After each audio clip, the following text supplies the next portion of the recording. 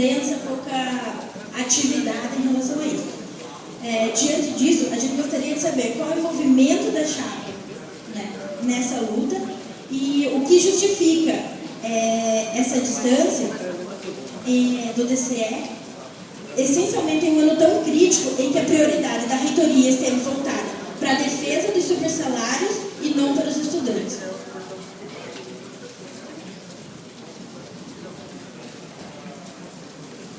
Três minutos de resposta.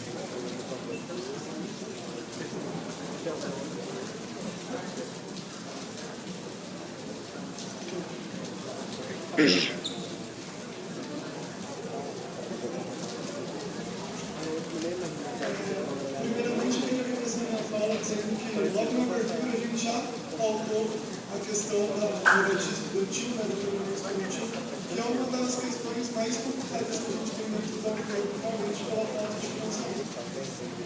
Justamente por isso, a gente pautar a questão do Plano Estadual de Educação, que é o novo financiamento para a educação paulista, vindo dos vários ressalvos do Federal Paulista e da Educação Paulista, é de sua importância.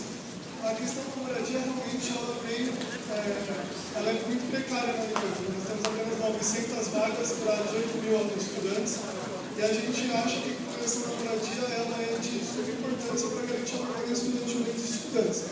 A questão desse ano, se iniciou um grupo de trabalho no começo do ano, onde se reuniu tanto pessoas da moradia, quanto estudantes do DCE, quanto estudantes comuns, para se debater a questão da educação da moradia desde o começo do ano. O problema é que esses grupos de trabalho eles vão se esvairindo, eles vão morrendo, por questão também de falta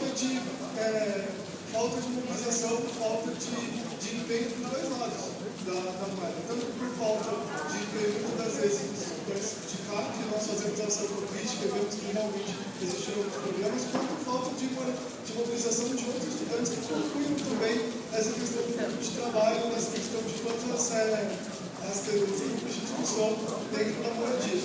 Mas, para achar, eu queria dizer mais, a questão da ampliação da moradia é de suma importância porque nós possamos realmente concluir um projeto de popularização da universidade, porque não se pode falar de popularização da universidade sem a assistência estudantil. E a primeira de todas elas é garantir a moradia para dentro dos alunos.